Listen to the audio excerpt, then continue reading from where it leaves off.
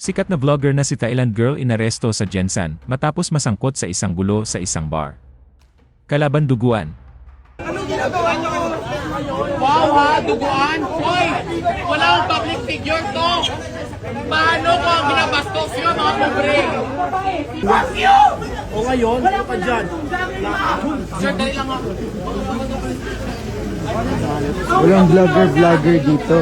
Pero bago ang lahat, kung ikaw ay bago sa aking channel, huwag kalimutan na mag-subscribe at i-click ang notification bell for more trending news. Mainit na pinag-usapan kamaikalan ang gulo na kinasangkutang ng sikat na vlogger na si Thailand Girl sa isang bar sa General Santos City. Sa video na in-upload ng mga concerned netizens, makikita na pinipigilan ng mga bouncer ng bar ang vlogger at ang kanyang kalaban. Makikita din puwersahan inisakay sa isang patrol car ng pulisya si Thailand Girl. Makikita din na duguan ang kalaban niya na miyembro ng LGBT community. Ito nyo in-underestimate yung mga No! Hindi ko Mali na lang ninyo na ang huwag i-underestimate nyo. Anong ginagawa niyo? Wow ha, duguan? Wait lang. Siniporket! Siniporket nyo! Hoy, walang vlogger to. Hoy, wala akong public figure to. Paano ko ang binabastos yun, mga pobre? Nakita ko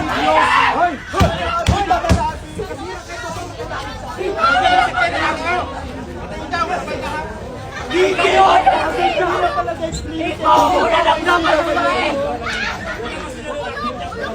Ang pinaglalaban ko, paano ko ang mga mahihirap ang problema nyo? Ay naku! Ayaw niya pumunta sa police station, ayaw niya na kasalanan niya. Hindi ako ang pinaglalaban niya. Paano ko ang mga mahihirap? Tama. O ngayon, ano ka dyan? Sir, dali lang ako. Walang vlogger dito. Matapos mag-trending ang pangyayari, naglabas ng video ang vlogger at ipinaliwanag ang detalye ng buong pangyayari. Ayon sa kanya, uminom siya kasama ang kanyang mga kaibigan at business partner sa isang bar sa Jensan. Sa nasabing bar, nandun din ang mga nakalaban nila at sa nasa likuran lang ng kanilang table. Inilahad niya na mapayapa silang umiinom nang mapansin niyang binabangga-bangga umano siya ng nasa kabilang table na parang iniirita siya. Inamin niya na nilingon niya ang kabilang table at kinompronta dahil nababastosan na ito sa kanilang ginagawa. Kaya ko ang Thailand Girl na ganito kung as normal. Kung mag-picture, picture na. Pero nang hindi na kita mamangga at nang makita pala sa awal, kay normal kita tanan, tama? So, ako, gusto ko rin i-humble ang sarili ko. Nag-sorry ko sa tanan sa aton na experience ko.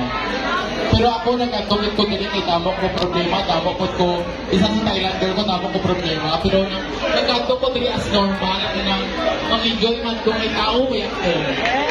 So, hindi ko sala ang mga blessings sa akin. Kung pwede lang, hindi lang kita pala mag-picture, kay normal lang dito din. Ha? So, kung kita, mag-enjoy lang ka. At doon na nagsimula ang gulo.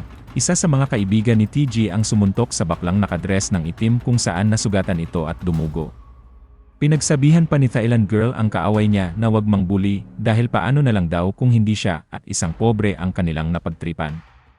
Dinala sila pareho sa presinto para magpaliwanag. Sa isa pang post, inihayag ni TG na nagkaayos na sila ng parehong kampo. Mabait naman ang bata sa kanilang pag-uusap namin at pinagamot at binigyan niya ng pera. Iginiit niya na minsan, pag inuunahan siya, hindi pwede na hahayaan lang. Pero nasa point na din siya na gusto niya ngayon ng peaceful life at i-enjoy lahat ng blessing.